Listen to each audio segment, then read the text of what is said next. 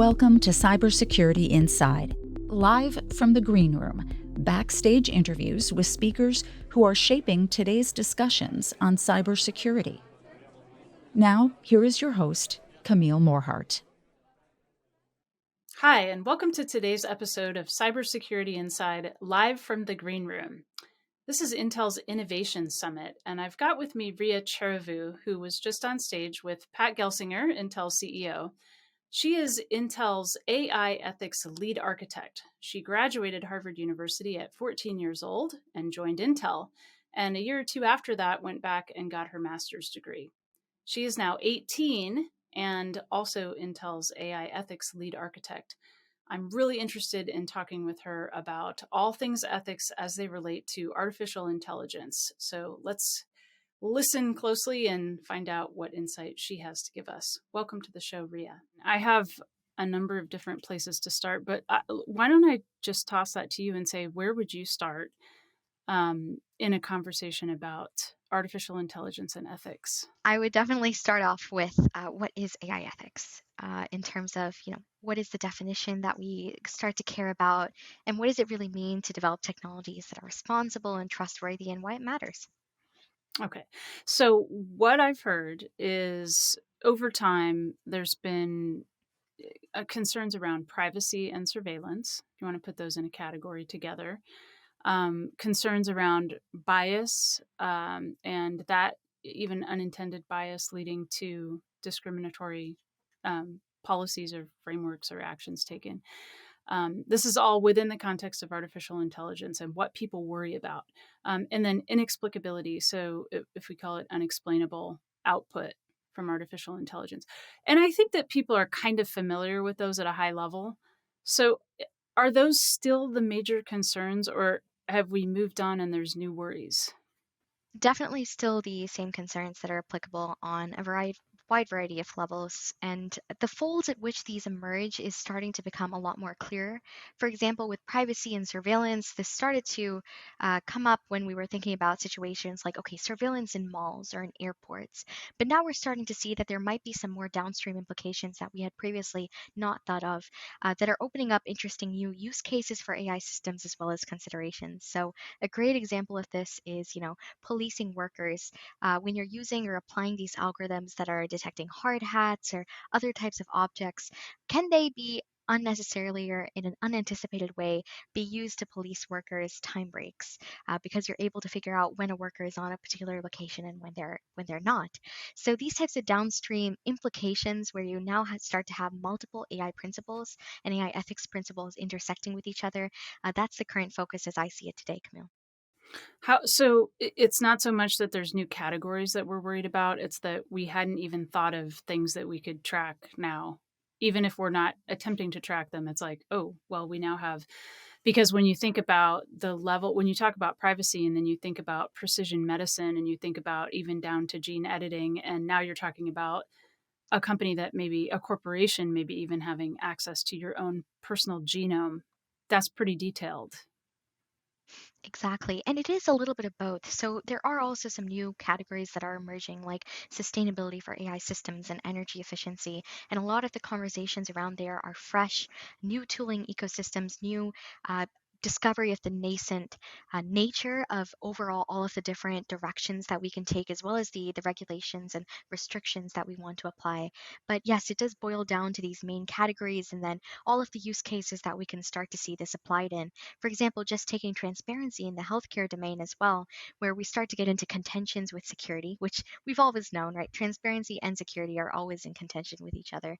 But the way that we navigate that in relation now to user experience and making sure users are comfortable with the way that their data is being used, they know what's going on, but we're also able to differentiate between malicious users or attackers of the system. All of these very complex questions are really coming under the AI ethics domain and are starting to be addressed for different use cases.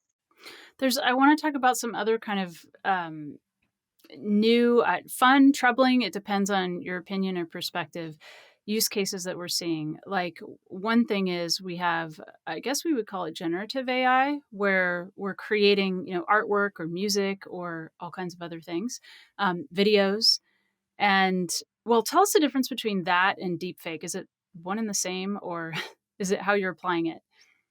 Uh, Not the same. So it can be different methodologies that are applied for them. The concept generally behind these can be the same, but yeah, I would definitely put it under different categories because the models composing them are different. So with generative AI and with, uh, different types of networks that are used to generate images, it is definitely the same fundamentals that we're starting to see as part of text generation and image generation models like Dolly and Clip that are out there. It has kind of spun into, in and of itself, its own motivations that we're starting to see with these models as well. But the fundamentals are shared between different disciplines and are continuing to grow. But can you say more about generative AI? What is it generating? Absolutely. So it can generate text, images, and audio in certain cases.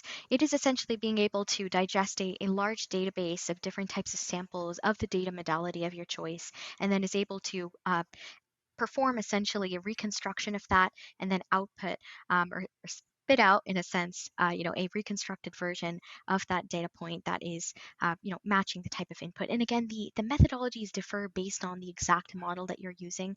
The overall fundamentals of this reconstruction element generally stay the same, but the more that we change it, and sometimes and in most cases the bigger we make the models, the more iterations we train it for, the better results we get.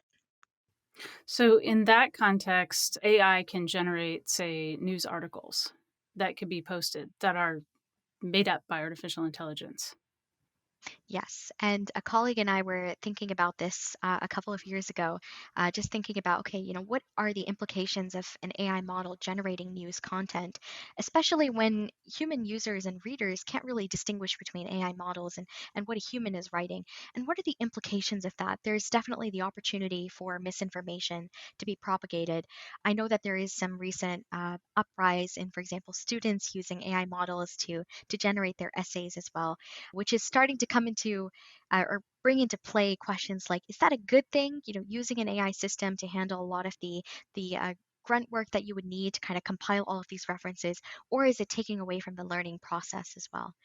But overall, there's a lot of concerns around the indistinguishability of the text that's generated or the images, but also, a lot of sight into the potential of these systems. So it's a very interesting balance that we need to tread here between the two. I know that AI can generate like paintings of, let's say, long since deceased artists. So we're seeing what would Van Gogh be painting now if we were and generating, and it's sort of fun and interesting to look and see how good it is. But that this can cause kind of a different sort of question when it's generating artwork from living artists who are also generating artwork at the same time. How do we handle that kind of thing?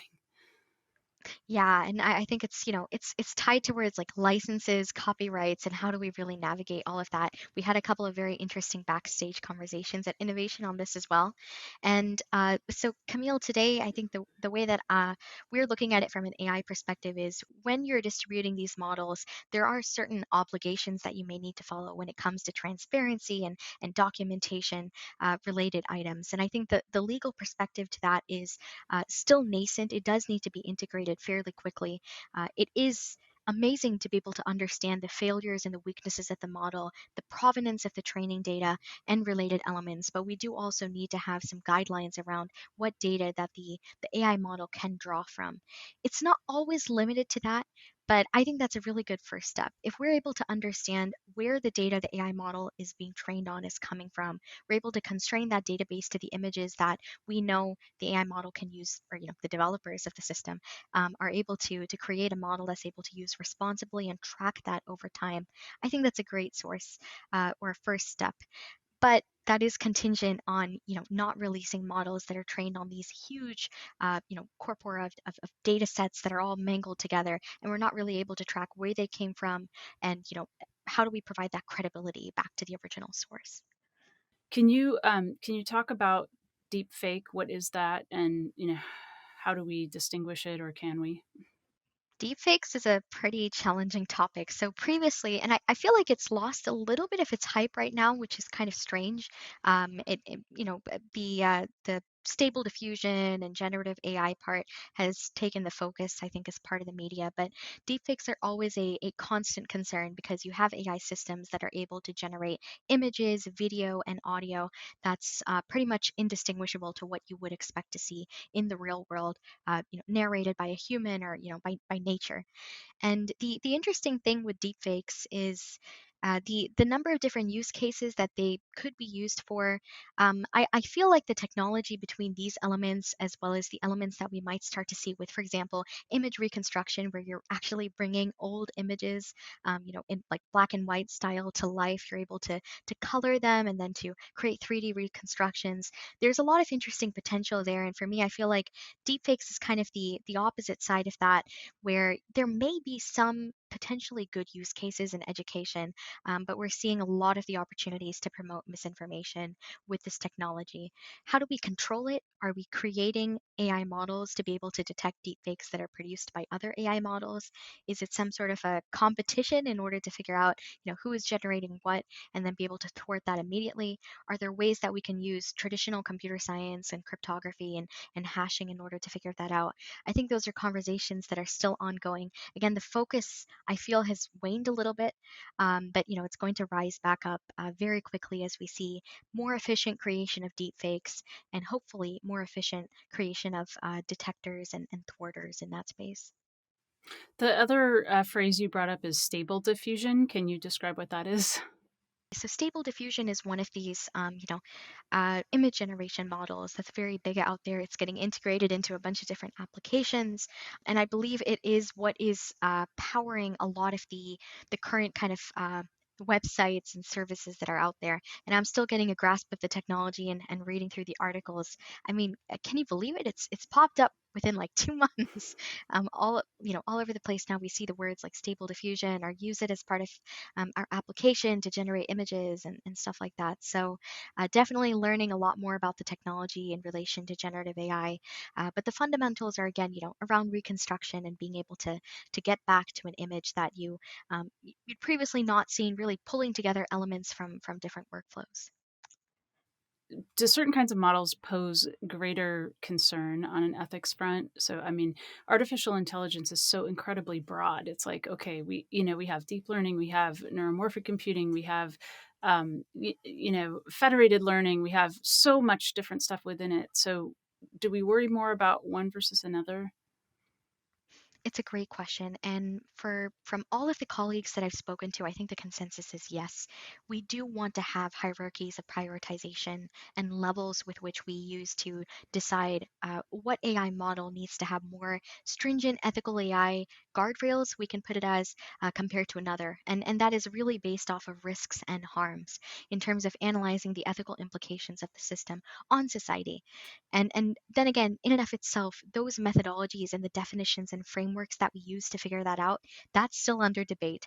If you use one metric or definition in order to, for example, identify fairness or bias of a system, you could accidentally, if you're optimizing for that fairness metric, accidentally exacerbate another. So you start to see, a lot of different metrics that you need to look at, some of which may not be relevant at all, and you have to tailor it accordingly.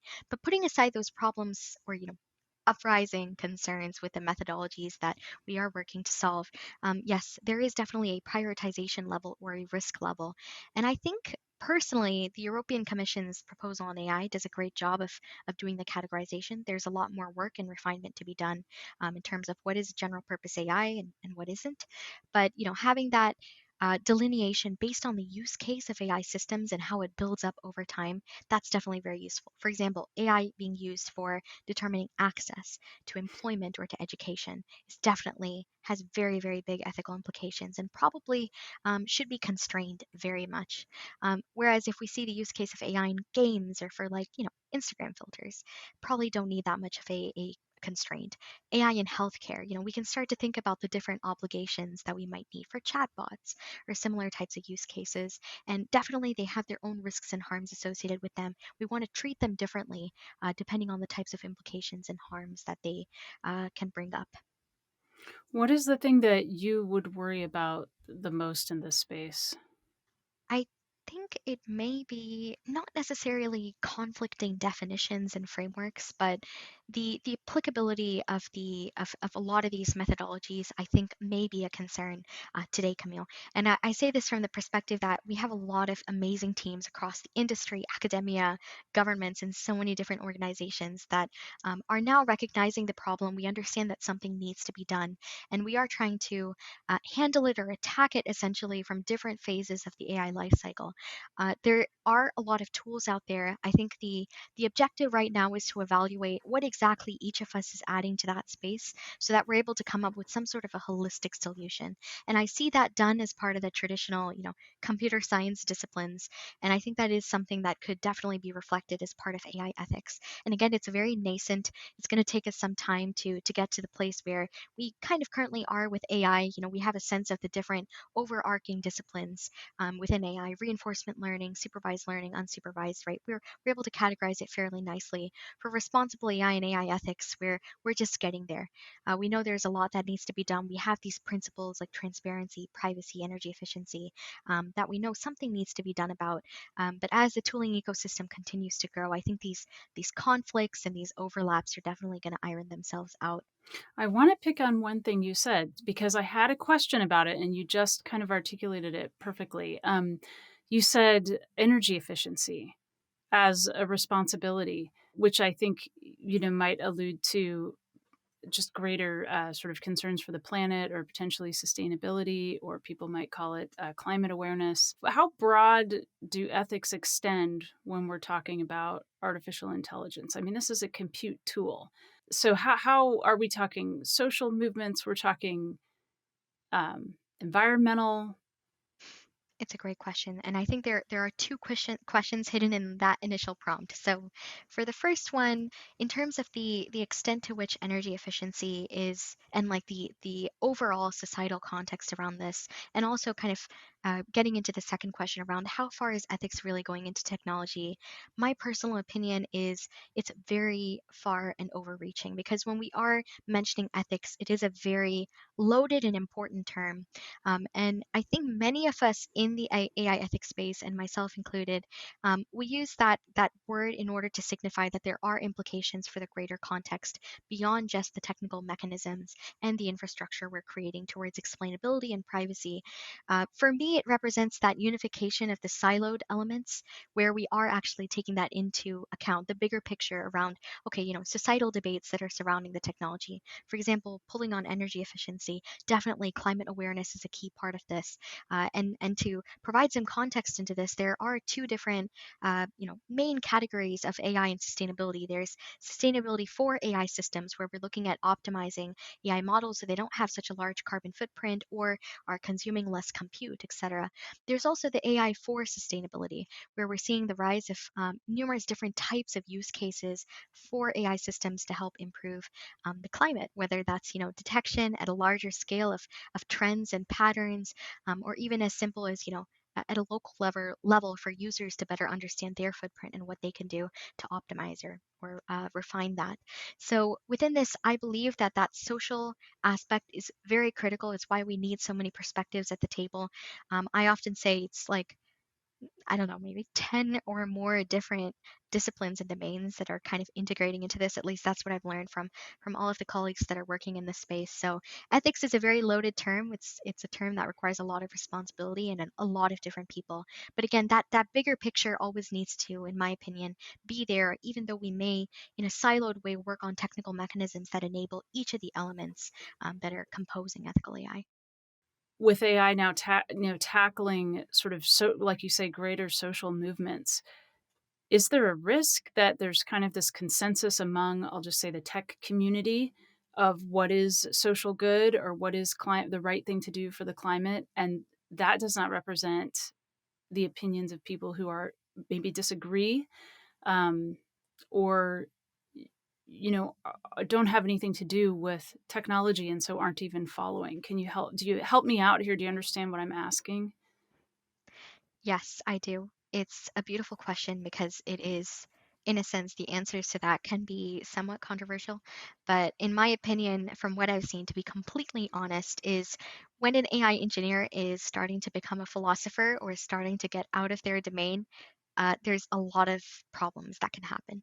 It is a wonderful thing because a lot of the engineers who pathfinded and created the technology, they had a vision for where it should go, and I'm sure you may have seen, there's a lot of debate around founders of certain AI disciplines and the way that they wanted to see the technology progress. There's sometimes disapproval or disagreement with where it should have gone and where it is now. That speaks to the space of AI overall, with like the whole artificial general intelligence route. That's completely one way, and then there's also this route of deep learning and just building better models that are faster and more performant, sometimes large, sometimes small, and going that way. But throughout these different disciplines, there is, in a sense, a mixture of what you had shared. So the first is, we don't have a lot of team members who believe that the disciplines are important, but that is changing with responsible AI, because as soon as you mention ethics, that societal concept automatically comes in. And I've had many colleagues, they'll immediately bring up like trolley problem type of situations where you have autonomous vehicles, you want to decide what they're doing, or AI in the workforce, and there are very specific disciplines that come to mind to different teams of individuals as soon as you mention responsible AI. So I think that even the mention of it and the discussions are changing somewhat. The idea that technology is the only thing that we really matters. We're not really thinking about the broader picture. But when it comes to engineers or even specific teams, I'm also speaking to like legal and philosophy. If they don't have integrated disciplines or perspectives, definitely there is an amount of siloing. We don't get the type of alignment that we need. And we definitely see this as part of the regulatory conversations as well.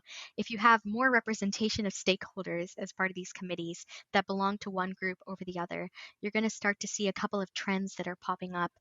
For example, if you have a lot of technical community members, you might find these definitions that may be hard to follow for lay people or for regulators. And if you have more of the regulatory folks that are involved as part of making standards or just guidelines and documents, you have things that don't have a lot of practical applicability back to AI models. For example, some of my colleagues have commented on this, saying, oh, there's a regulation out there that says this is what needs to be done at this point in time.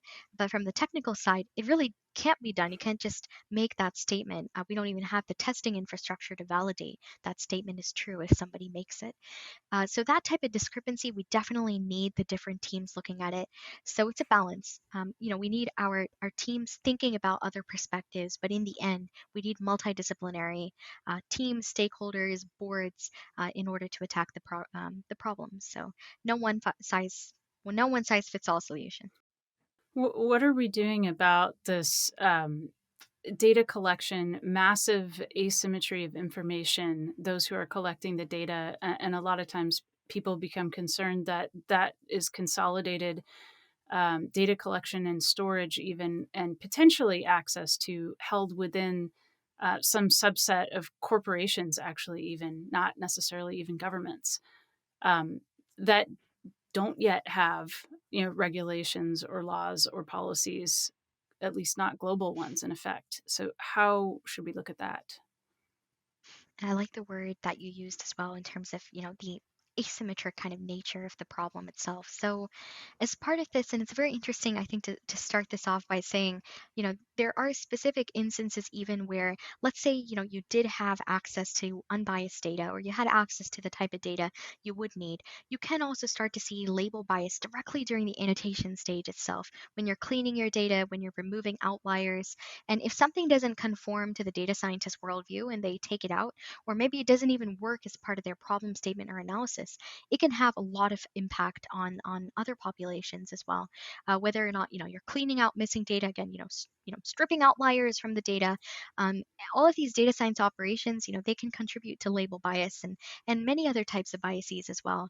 But I think overall, when it comes to the data collection and annotation stage, it is a key problem in a number of different ways. And again, that have their own problem statements attached to them and potential solutions. For example, till date, all of the problems related to data sourcing have had solutions like, okay, can we use data augmentation? Do we use kind of the same data points that we have and then flip them around, turn them around, resize them, rotate them? Can we do something to change them up and then add them to our data set? And I want to take that as an example because I came across a very interesting case study or use case, a couple months ago that was illustrating something interesting here. So if we just plug into data augmentation for a moment, how could ethical AI influence this type of operation to potentially lead to better quality data sets, assuming that you don't have a lot of these available that you're able to find in the license that you'd like them to be in? So one of the examples that I saw is in a textual data set, being able to replace words that are gender specific to something that's gender neutral.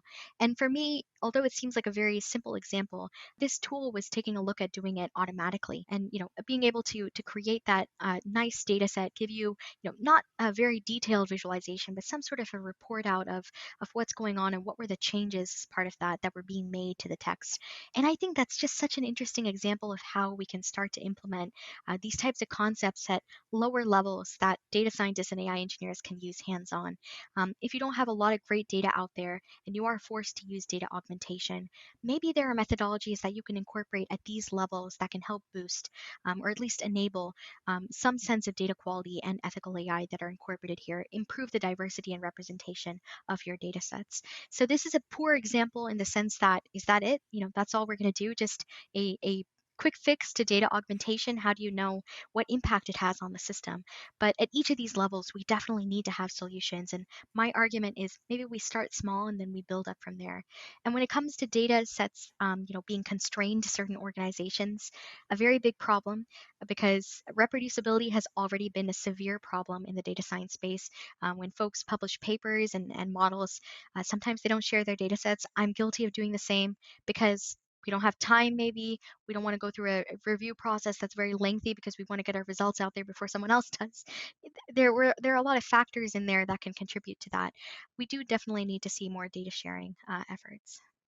Can you just explain what data augmentation is? I'm getting that it means you don't have enough of one kind of representative within your data set, so you're maybe sort of multiplying or extending that to assume like there's more. You're making some kind of an assumption that may or may not be true. Right. It's a great summary, but the first part of that premise is a little bit different. So, with data augmentation, rather than looking at, we are looking at representation, but not from the ethical AI perspective. So, for example, if you have your very typical SciFar or MNIST data set, if you don't, you want your model to perform better on fours or nines, or you just want to boost the size of the data set to 100 to 100,000 more samples or something like that, that's when you would start to apply these rotations, fixes, flips, resizing, basically to boost the size of your data set.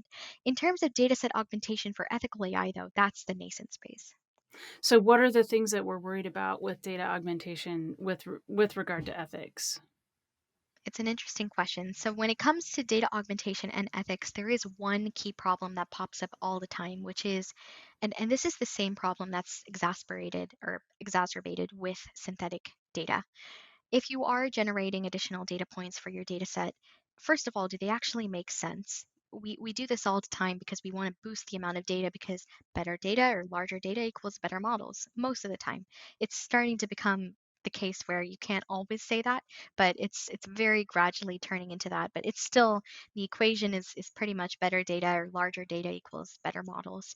So when we are kind of trying to boost the size of your data set and potentially in some cases even the quality, is it actually representative or reflective of the real world data when you're creating these samples for synthetic data, and data augmentation comes under synthetic data generation in many cases?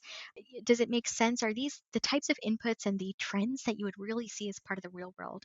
That, I think, Camille, is the main question that comes into play with data augmentation. It starts very simple in terms of what is the real world applicability of the data, but then it starts to evolve into something that's a lot harder to tackle, which is when you are dealing with potentially sensitive data, and let's say you're generating data related to, a race or gender, or even, proxy variables, like, I don't know, not license plates necessarily, handwriting or something similar. It starts to evolve into something a lot harder than we can take. So would we do something like disclose the percentage of the data that was synthetic or augmented so that we could take some assessment of the risk of the assumption there? Exactly. That is what we want to be able to do. And with that, we want to be able to track, that's why the provenance and also validate the provenance of the image data. And as we can see, as we're having this conversation, we can start to think that, in addition to just having the percentage of the synthetic data in the training data set or even, in the evaluation data set, wouldn't it be cool to have a little bit more information about Which sets how of the AI data? is really Which sets did you exactly right, augment? right? Yeah. And then we run into security problems, Hmm. which is, okay, if there's a malicious actor who has a lot more information about the data samples that the model was trained on, because you're giving them information about the synthetic data, what couldn't they do with that information? They can engineer inputs that are matching that, or, they could try to play around with those inputs and see what happens. So it's so interesting, it's a lot to take because when we, for example, present these types of fairness and bias or even just basic representativeness, we're not really even talking about sensitive demographic data here. We're just talking about does it actually match the real world? And then we immediately have our security teams that come up and say and raise these challenges as well.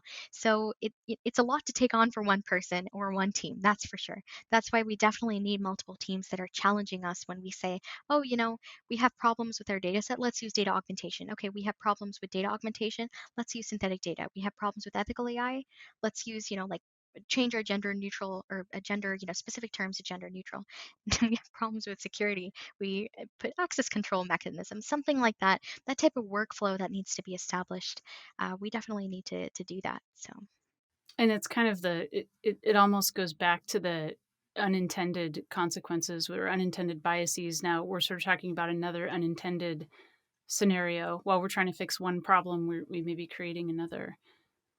Exactly, right. And the weirdest part about all of this that I've seen so many different folks in the AI and AI ethics space raise is that AI systems are fairly it's wrong to say that they're dumb in the sense that if you put an AI model in an Internet of Things environment, you're empowering it because it's able to consume all of the data that you're getting from sensing and it is able to actuate in so many different ways, depending on how we structure it. But AI systems fail on, ridiculously strange real world inputs. Like you can give it something that my team has personally experimented with this so many times. We'll give it an image of a cat in a blanket, like wrapped in a blanket, and it'll start to classify it as like a kite or a burrito. And this is one of the state of the art deep learning models that has seen so many cats and dogs and blankets. It's trained on some of the largest databases, ImageNet and others with like millions of images, but it just can't figure out these types of problems. And we see the same thing with autonomous cars as well, which is rapidly changing, I think, in the self-driving space. But there's always been up until like last year, or even continuing to now, this question of okay, we have a lot of self-driving cars out there, but how will they behave at like very busy intersections? But it's changing. We're seeing solutions pop up to that a lot. But AI models are still fairly strange. They're weird, and we are already starting to see a lot of these capabilities pop up. So as we refine AI models outputs, because we do want to get AI models to a point where they are able to contribute to society with a better performance, we're going to start to see a lot of these issues increase. It's a strange kind of correlation, but it's true, because the better that AI models get, sometimes the worse the issues are. So that's something we need to handle. I'd like to get your perspective on because robots are now joining us in our homes and on the street. And I'd like to get your perspective on continual learning and the ethics around that. I haven't been asked this before. So, continual learning is very interesting because it offers a lot of challenges, I believe. And this is also applicable for offline training and a couple of conversations, very early stage, that I've been having with some of our Intel robotics teams as well and externally, which is when you're developing your model, you have access to a plethora of data. You have access to your ground truth labels. That's the main part of it because that's how you're able to monitor the performance of your robot, your device, your AI model. You have access for this type of evaluation and training. When it comes to deployment, though, you don't have access to the ground truth in the sense that you need to have this offline, human evaluation team, or maybe they're online, depending on the speed of the review. They're actually reviewing the AI model's outputs. They're checking what's going on. Maybe they're telling, okay, you did wrong here, you're doing right here. Rejection or accepting the outputs of the model, and they're providing that feedback back into the system. There are different models for doing it that way. That's the offline training way, but it applies for online training as well, or online learning, and continual learning, where you need to have at some point in time ground truth labels in order to assess the performance of the algorithms. There's something else that's added to this, which is qualitative behavior analysis, which is a term I'm just mentioning here right now. It's not an actual term, but just, if we take the example of a robot in a restaurant, if it's navigating over and it's bumping into a lot of tables, or it's just completely, bumping into a person as it's serving different folks, that's a problem. We're able to actually see that. Maybe our metrics that we've used, or quantitative metrics, are not capturing that. The performance of the model may be superb, but something's going wrong. Is it accuracy drift, or is the sensor damaged? What's going on with the model? So these two kind of quantitative and qualitative measures of evaluation are very interesting to consider.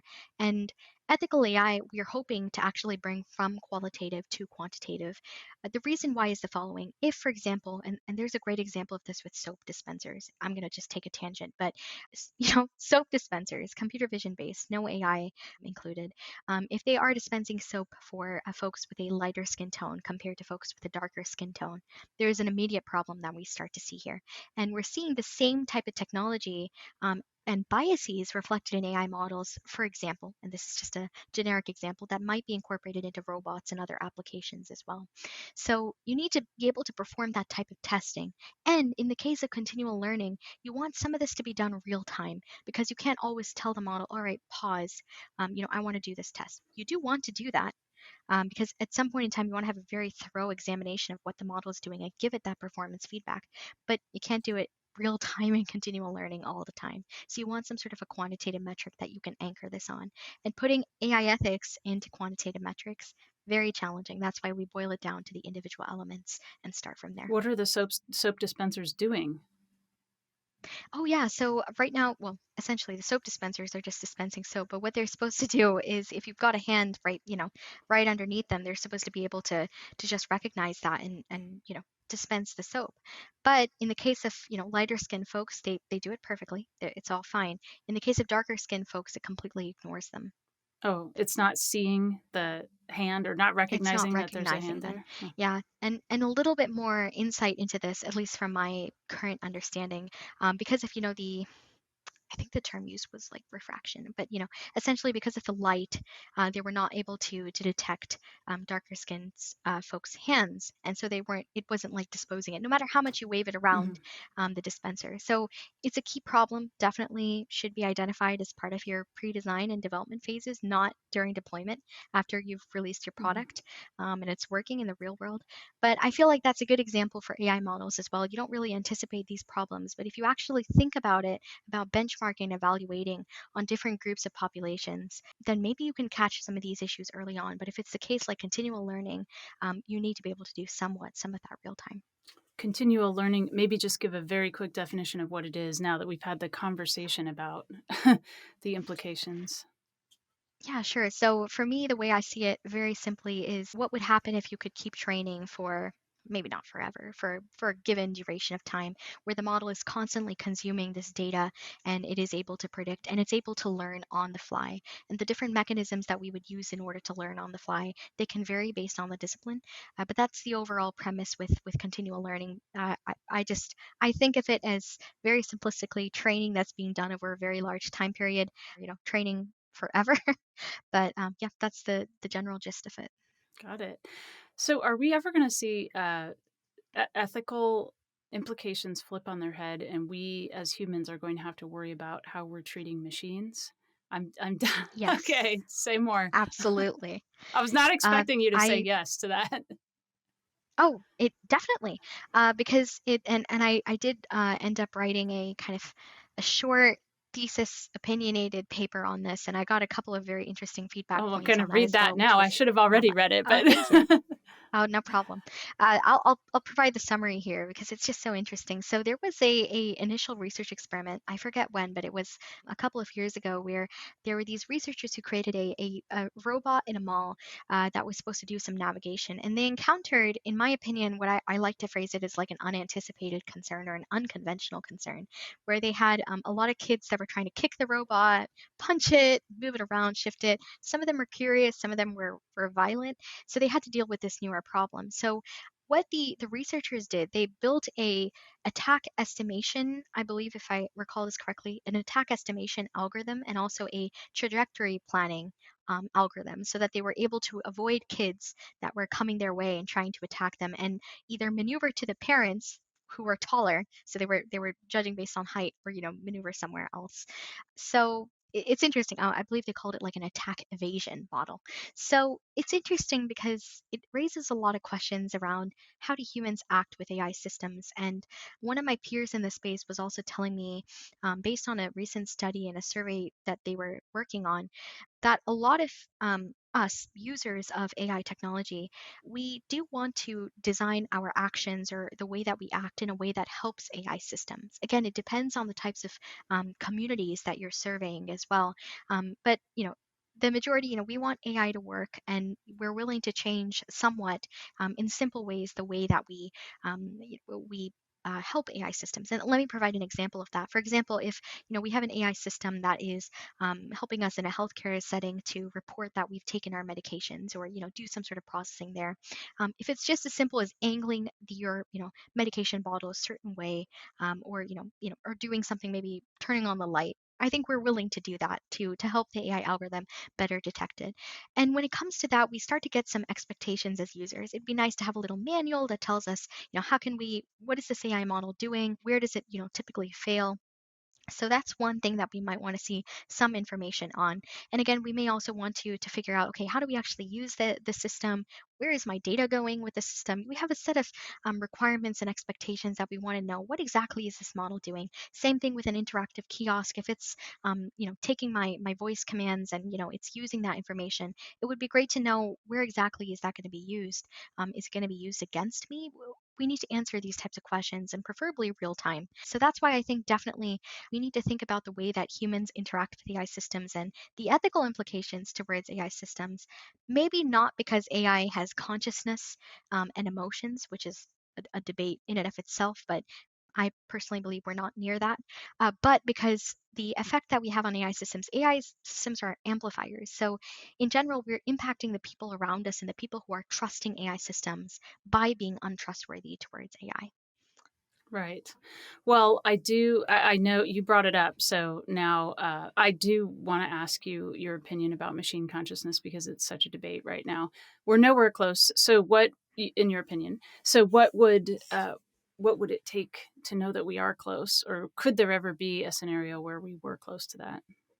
I believe the consensus is we are not close to machine consciousness when it comes to a timeline. If we were to get to that point, it's probably not going to happen in the sense that you can get some sort of a simulation or of a model of it. And I know quite a few people in the philosophy space who sometimes argue that we even can't get to that type of approximation, which is a good point. And I definitely take their word because they're the experts in terms of what really is consciousness. But personally, I believe that we can get to some sort of a simulation or modeling. And the reason why I say this is if we're able to create maps of different human emotions or morality, which is work in progress, different ways that humans react in different situations, we can get to simulations of emotion.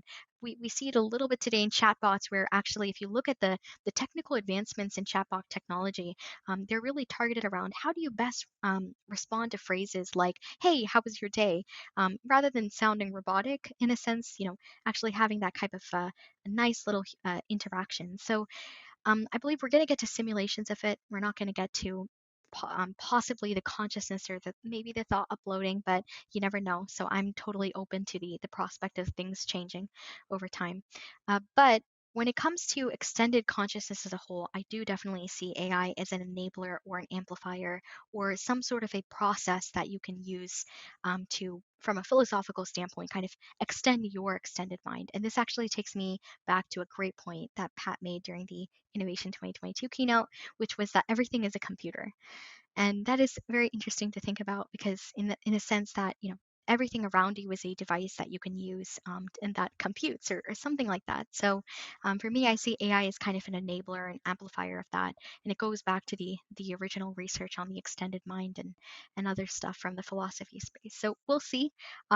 For now, short answer, probably not around machine consciousness, but I'm open to the possibilities and I'm not biased towards it. So we'll see what happens. How do you see it as extending an extension of consciousness?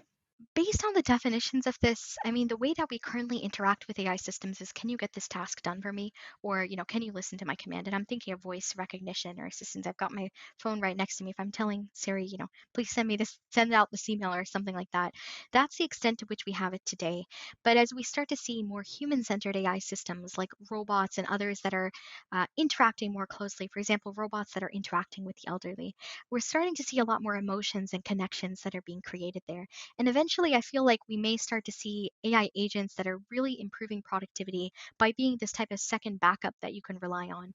We're seeing it slowly, not there yet, but for example, with generative AI, this content creating machine that generates really weird images and text, but something that you could use as part of your creative process, right? That kind of backup thought generator or something like that. So I feel like as part of that, it's really adding to the thoughts or, the persona that we currently are.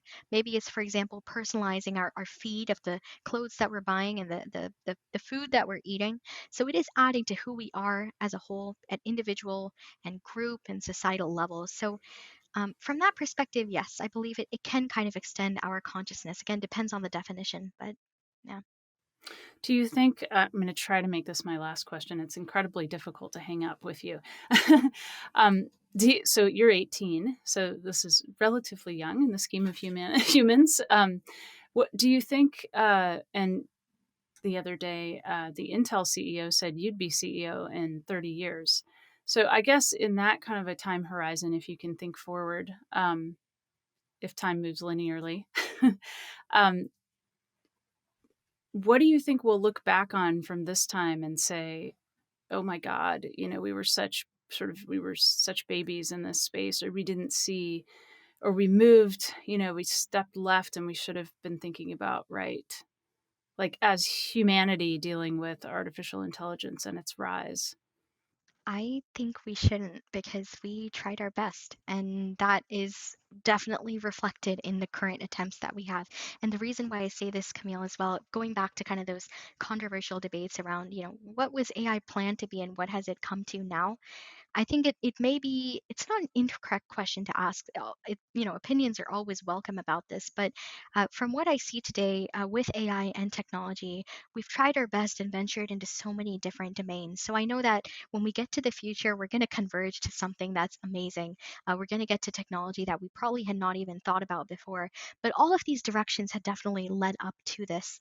All of the thinking, the failures, they are building up to this. Now, there is an element in here that I think is that doesn't apply to, or this type of optimistic point of view doesn't apply to, and that is ethical problems. So, for example, if we're seeing the introduction of facial recognition into, challenging environments or use cases in the sense that it just doesn't set right morally to see certain applications introduced to many of us, not just at an individual level, but we're actually seeing that at a shared level. That's something we do want to be able to prevent ahead of time. And again, to be completely transparent, I'll mention it directly. One of the key debates here is around, do we ban facial recognition altogether or do we keep it? And there's folks on many sides of the arguments as well. We all see the potential for it, but we all see the capabilities for destruction as well. So I think having conversations about that early on and definitely acting based on those conversations, that is what we definitely need to do. I don't see it as something we'll regret in the future because again, we have multiple teams and different folks that are working on it, talking about it and raising it. But it is something that we do need to get alarmed about and get alerted to. And I think all of us are again working towards that type of outcome. So I'm very optimistic for the future. I'm happy. I know that we're going to be able to solve it. And yeah, we're working on it. So Well, Ria, thank you so much. It's Ria Cheruvu, who is AI ethics lead architect at Intel, and just very recently on stage with Intel CEO Pat Gelsinger, talking about Gaudi and other AI chips. I don't know if there's anything you want to say about Gaudi. about Gaudi, oh, it's a fantastic technology. And I do want to say it was an honor to share the stage with Pat and to demonstrate some of the wonderful technologies out there. Getty, Gaudi, and our Intel Scotland's team's amazing work to get the optical innovations out there, and a ton of other work with OpenVINO, with game development as well. So it's definitely the challenges that we face today. We're going to continue to face those from an AI perspective, but AI quality and a lot of these other key capabilities and performance related items that we're looking at when it comes to technology, we're solving it. So I'm very, very excited for the future and what we're going to do. Thanks again, Ria. Appreciate it. Thank you, Camille. It was wonderful speaking with you. Thanks for joining us for Cybersecurity Inside. You can find more episodes, including our companion series, What That Means with Camille, wherever you get your podcasts. The views and opinions expressed are those of the guests and author and do not necessarily reflect the official policy or position of Intel Corporation.